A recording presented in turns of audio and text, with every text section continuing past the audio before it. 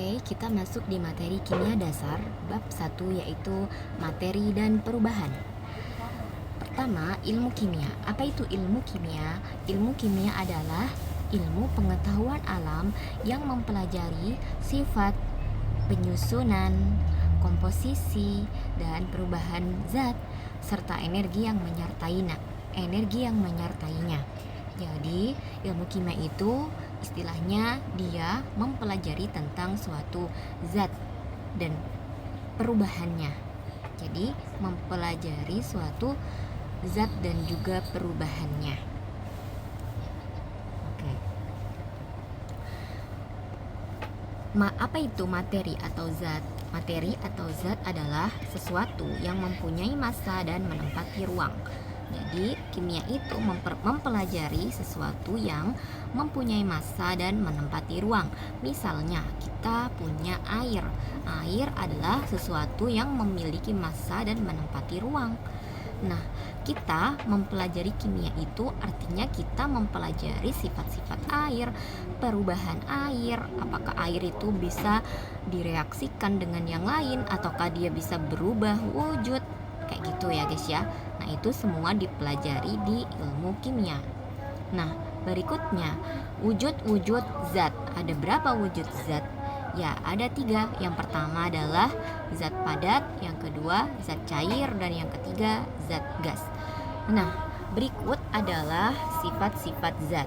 Pertama, pada zat padat bentuknya tetap. Jadi, kayak misalnya meja bentuknya tetap, nggak mungkin dia berubah-ubah. Sedangkan kalau cair itu bentuknya bisa berubah, yakni dia mengikuti wadahnya. Begitu pula dengan gas bentuknya juga bisa berubah mengikuti wadahnya.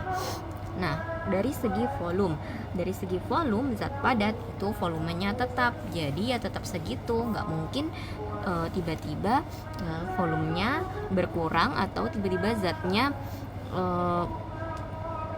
misalnya tiba-tiba zat padat nih, misalnya kita punya batu bata, nah tiba-tiba dia berlubang begitu saja, kan nggak mungkin ya. Nah, jadi volumenya akan selalu tetap. Kalaupun dia berlubang, dia volumenya itu bakal sama gitu ya, dari sebelum dan sesudah. Sebelum berlubang dan sesudah berlubang itu volumenya bakal tetap gitu loh ya.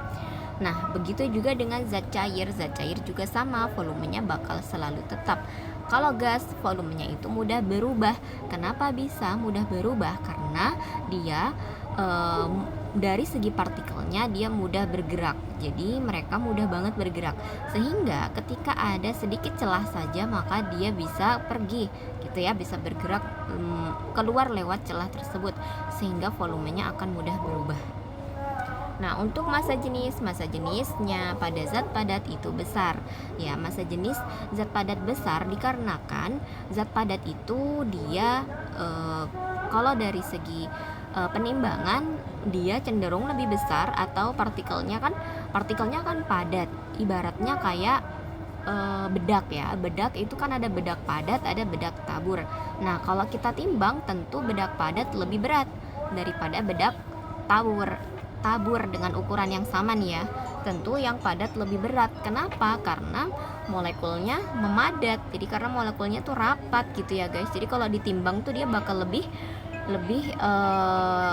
berat daripada kalau molekulnya itu renggang. Nah, kalau ditimbang ya jadi ringan gitu. Jadi di sini padat memiliki massa jenis yang besar.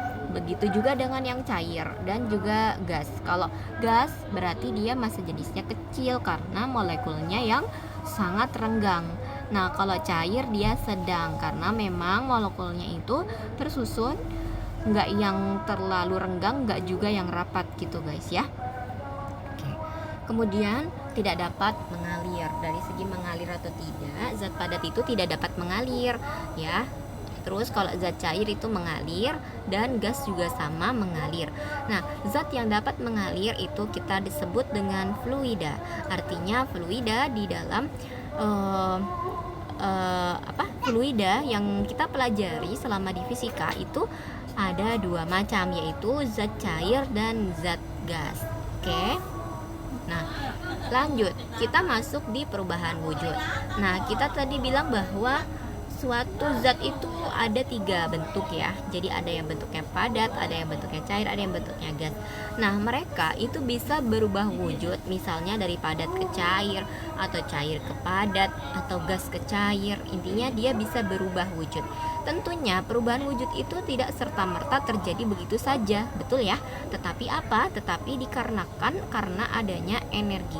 Dikarenakan adanya energi. Jadi sesuatu kalau dikenai energi, suatu zat kalau dikenai energi, tentu zat tersebut tidak akan diam begitu saja ya, melainkan dia pasti mengalami perubahan gitu. Oke.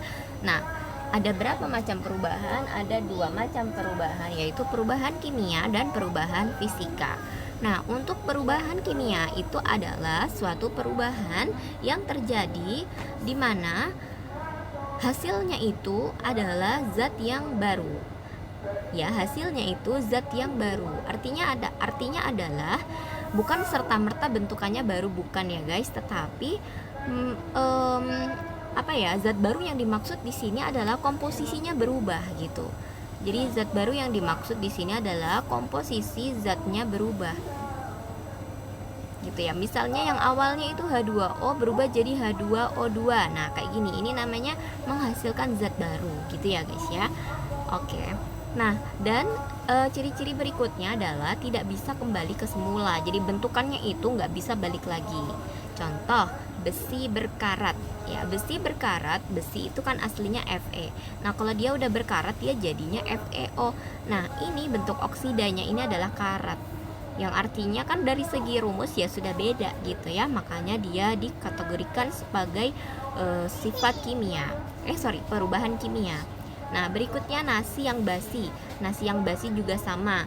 Nasi yang basi juga merupakan perubahan kimia. Kenapa? Karena di sini dia tidak bisa balik lagi ke semula gitu. Dan untuk nasi yang basi ini dipengaruhi oleh suatu mikroba. Jadi ini adalah terjadi proses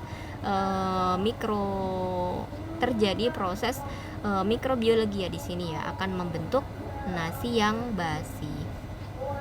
Nah, ini tidak bisa kembali lagi menjadi nasi yang baik lagi, kan nggak bisa. Maka dia adalah kimia. Kemudian kayu terbakar, sama ya, kayu terbakar juga gitu. Kayu itu kan berarti dia pati ya, atau karbohidrat polisakarida, maka dia C6H12O6 N kali gitu ya. Ini adalah kayu. Nah, pada saat dibakar dia akan jadi CO2 dan H2O. Jadi ini membentuk suatu zat yang lain daripada yang ini, kayak beda banget nih. Nah, maka dia adalah perubahan kimia. Oke. Nah, ini proses pembakaran yang menghasilkan CO2 dan H2O ini merupakan pembakaran sempurna. Oke. Nah, itu ya mengenai perubahan kimia. Berikutnya kita masuk di perubahan fisika. Kalau perubahan fisika itu ciri-cirinya adalah dia tidak menghasilkan zat baru.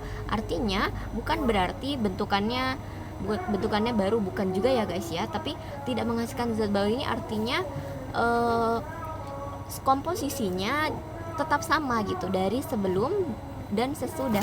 Contoh adalah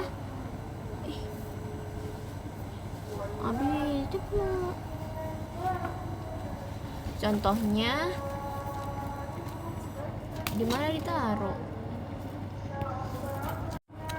Nah, tidak menghasilkan zat baru di sini artinya adalah komposisi sebelum dan sesudah itu sama. Contoh adalah es batu. Berarti es batu itu kan H2O, air. Es batu itu kan H2O yang bentuknya solid atau padat. Betul? Nah, ini kan berarti bisa diubah lagi menjadi H2O yang bentuknya cair. Ya, nah, atau liquid. Nah, artinya di sini tidak mengalami perubahan komposisi apapun ya guys ya. Dia tetap J2O, tapi yang berubah hanya wujudnya saja. Nah, itu namanya perubahan fisika. Karena apa? Karena komposisinya tetap saja H2O dan sebelum dan sesudahnya. Itu. Nah, jadi proses untuk perubahan fisika ini terdiri dari mencair, menguap, mengembun, mengkristal, gitu-gitu ya. Yang ada itu segitiga perubahan zat ya. Misalnya di sini adalah padat, di sini adalah cair, di sini adalah gas. Maka padat ke cair ini ya mencair atau meleleh. Terus cair ke padat, dari cair ke padat berarti membeku. Nah, terus dari cair ke gas berarti dia menguap. Dari gas ke cair berarti dia mengembun. Dari padat ke gas itu berarti dia kayak kamper, berarti dia menyublim. Ya, padat ke gas itu seperti kamper ya, atau pewangi ruangan yang ada di kamar mandi yang bentuknya padatan, yang warna-warni itu guys. Nah, terus kalau dari gas ke padat itu berarti dia mengkristal. Ini terjadi pada proses pembentukan garam pada air laut ya. Mereka mengalami proses pengkristalan. Nah, berikutnya sifat zat. Apa itu sifat zat? Ya, sifat zat berarti kayak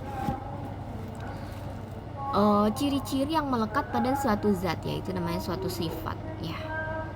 Nah, untuk sifat zat ini ada dua, yaitu berdasarkan jumlah dan berdasarkan perubahan. Kalau berdasarkan jumlah ada yang disebut sifat ekstensif dan intensif. Ekstensif itu berarti bergantung pada jumlah. Kalau intensif itu nggak bergantung pada jumlah.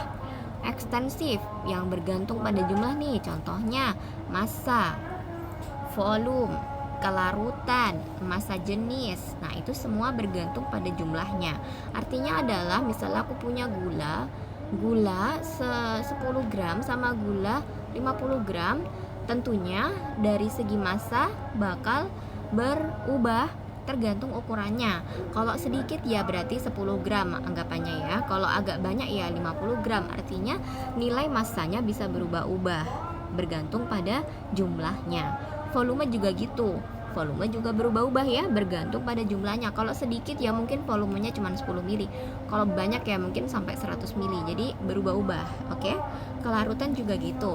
Kelarutan suatu zat itu juga berubah ekstensif, karena misalnya kita punya wadah gelas, dikasih air terus dikasih gula. Kalau gula 1 sendok masih aman. Ya, nanti kalau gula 100 sendok nah nggak larut nih itu. Jadi dia bergantung banget pada jumlahnya, oke? Kemudian massa jenis juga gitu. Nah, untuk sifat intensif itu adalah sifat yang tidak bergantung pada jumlah. Contoh, warna, bau, rasa, titik didih, titik leleh. Nah, ketika kalian mencari sifat intensif, artinya kalian tidak bergantung pada jumlahnya. Contoh, misalnya warna. Kita melihat contohnya adalah warnanya anak-anak ya. Contohnya warnanya warna larutan lah ya. Aku nggak tahu ini larutan apa nih. Sirup misalnya, sirup marjan yang rasa melon. Nah, itu kan berarti warnanya hijau tuh guys. Pada saat kalian tuang sedikit ya terlihat warnanya hijau. Kalau dituang banyak ya warnanya hijau lagi. Maksudnya nggak yang tiba-tiba jadi pink gitu.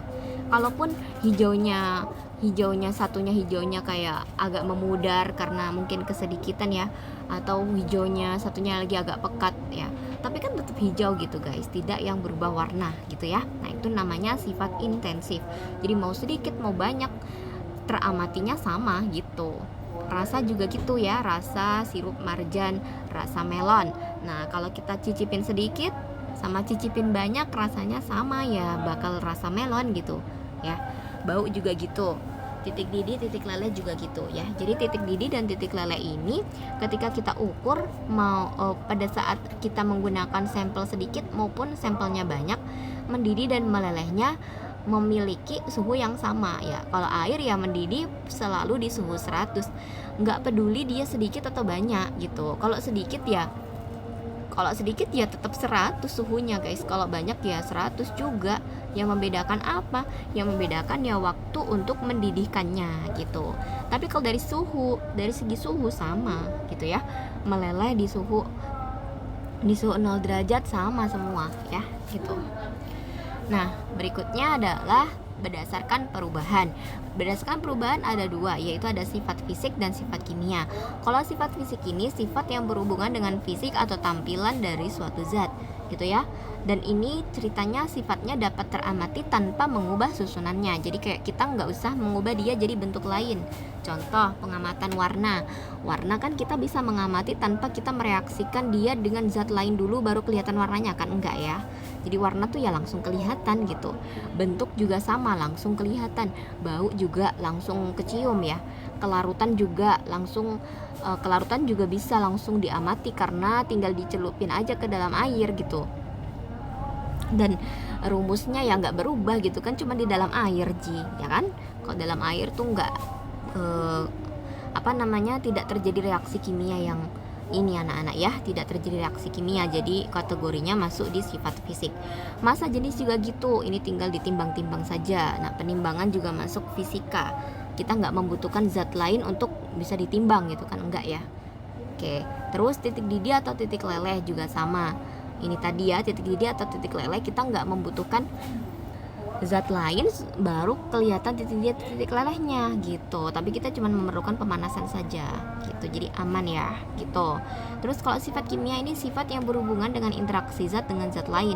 Jadi sifat kimia ini ibaratnya sifat yang baru ketahuan apabila kita menghasilkan zat baru atau mengubah susunannya. Jadi kita ubah susunannya dulu baru kita bisa amati. Contoh kestabilan ya, kestabilan itu kita itu dulu ubah dulu susunannya baru kita tahu dia stabil atau enggak gitu. Kereaktifan juga sama. Kereaktifan ini seperti mudah berkarat, meledak atau membusuk. Ini juga sama. Kita harus mengubah bentuknya dulu ke dalam bentuk karat ya, ke dalam bentuk ledakan dan ke dalam bentuk pembusukan baru kita bisa teramati mudah tidaknya mereka mengalami itu gitu ya. Udah meledak atau enggak yang terlalu mudah nih, mudah membusuk atau enggak yang atau awet nih. Nah, itu namanya kereaktifan atau sifat fisika. Sifat kimia. Nah, daya ionisasi juga sama tentunya ya. Terus mudah terbakar juga sama, masuk di kategori sifat kimia. Oke. Nah, berikutnya masuk di penggolongan materi. Untuk penggolongan materi itu terdiri dari campuran dan zat murni. Jadi kita tahu bahwa materi itu ada dua ya, yaitu campuran dan zat murni. Campuran dan zat murni. Apa namanya definisinya? Kalau campuran itu adalah gabungan zat murni dengan reaksi fisika. Jadi gabungan dari si zat murni ini, zat murni 1 ketemu dengan zat murni 2, tetapi secara fisika guys ya kejadiannya. Secara fisika serta tetap mempertahankan sifat asalnya. Jadi sifat asalnya masing-masing sifat asalnya yang mereka bawa, sifat mula-mulanya tuh nggak hilang gitu loh guys ya, itu namanya campuran. Nah, karena ini terjadi secara fisika, maka dia bisa dia dipisahkan ya dengan cara fisika juga, misalnya kayak disaring atau didestilasi gitu-gitu ya. Tapi kalau zat murni itu zat yang punya susunan dan sifat yang tetap, jadi susunannya tetap, sifatnya tetap gitu. Oke, jadi zat yang punya susunan dan sifat yang tetap serta ya gitu, cocok ya, zat yang punya susunan dan sifatnya tetap. Dah gitu aja guys. Nah, berikutnya untuk zat murni itu sendiri terbagi menjadi dua, yaitu ada unsur dan senyawa. Kalau unsur kalau di literatur itu di buku itu aku baca itu dia 113 unsur sampai sekarang. Terus sama ada senyawa juga. Nah, perbedaannya, jadi guys, yang campuran sama zat murni nanti bisa dipisahkan atau zat murni bisa berubah jadi campuran bisa berubah lagi jadi zat murni guys dengan cara fisika. Gitu ya, pemisahannya dengan cara fisika. Nah, berikutnya kalau unsur dan campuran itu adalah dari segi unsur itu adalah zat yang tidak dapat dipisah dengan cara kimia. Kalau senyawa gabungan dari dua unsur atau lebih dengan cara kimia dengan perbandingan tetap. Jadi ibaratnya unsur dan senyawa ini, kalau unsur itu berarti zat yang paling kecil lah ya, zat yang sudah nggak bisa dipisah lagi. Nah, kalau senyawa gabungan dari dua unsur atau lebih dengan cara kimia dengan perbandingan tetap. ya dengan cara kimia dengan perbandingan tetap. Kita bahas dulu dengan perbandingan tetap. Maksud dari senyawa itu memiliki perbandingannya tetap adalah di mana-mana air itu ya H2O gitu. Jadi maksudnya mau kalian pergi ke Eropa, mau pergi ke Australia, semuanya air ya merumusnya H2O gitu, mau dimanapun gitu guys ya. Itu namanya senyawa. Garam dapur juga NaCl, mau dimanapun kalian berada, garam dapur itu ya NaCl, Na-nya 1, Cl-nya 1 kayak gitu. Terus CH3COH juga asam cuka ya. Kalau sorry guys. Oke, jadi dia bakal tetap CH3COOH gitu untuk cuka ya. Gitu, strukturnya juga selalu begitu. NaOH juga, dimanapun kalian berada, NaOH itu ya natrium hidroksida itu ya NaOH gitu, dan juga dan seterusnya. Oke. Nah, karena senyawa ini adalah gabungan dari unsur, berarti apakah bisa, kan unsur bisa membentuk senyawa, apakah bisa dikembalikan lagi? Senyawa bisa membentuk unsur, bisa kelepas lagi jadi unsur. Nah, ini bisa, tetapi harus cara kimia gitu. Oke. Nah, terus untuk unsur itu sendiri adalah contohnya yaitu H ya hidrogen, Li yaitu litium, dan Na yaitu natrium. Oke, berikutnya yang terakhir yaitu tentang campuran. Campuran itu sendiri terdiri dari 3, yaitu campuran homogen dan terdiri dari 2, yaitu campuran homogen dan campuran heterogen. Kalau campuran homogen itu berarti campuran yang ketika dicampur itu mereka bisa larut sempurna. Jadi sudah tidak ketahuan lagi mana si A, mana si B. Gitu guys. Nah, itu namanya homogen atau larut sempurna. Contoh misalnya, campuran homogen kita kenal dengan istilah larutan. Yaitu contohnya air dicampur sama gula. Nah, itu akan membentuk larutan gula. Air yang dicampur sama gula membentuk larutan gula. Kenapa disebut larutan? Karena mereka bercampur sempurna gitu ya. Bercampur sempurna. Oke, terus juga sama dengan air tambah garam. Nah, dia bakal larut sempurna nih. Dan kita ketika sudah mencampurkan dia dengan air, kita sudah nggak tahu lagi yang mana garamnya, yang mana airnya, karena ya sudah bercampur gitu guys ya. Oke, itu namanya homogen. Nah, sedangkan kalau yang heterogen itu artinya tidak bercampur. Artinya adalah kita bisa melihat yang mana si A, yang mana si B gitu. Nah, untuk si campuran heterogen ini ada 2 macam, yaitu ada koloid dan suspensi.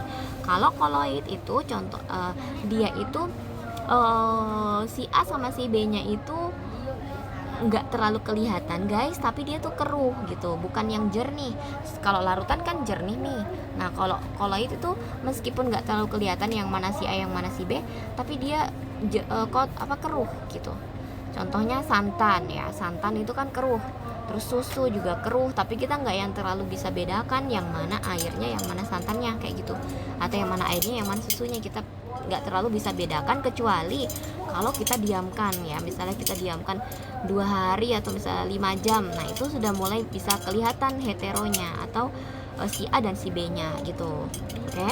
Kemudian kalau suspensi ini ibaratnya si A sama si B-nya terlihat jelas bedanya gitu. Terlihat jelas banget bedanya tanpa kita harus nunggu 5 jam berikutnya. Jadi pada saat kita bikin, kita detik itu juga kita tahu bahwa mereka ini si kopinya, ini si airnya gitu guys.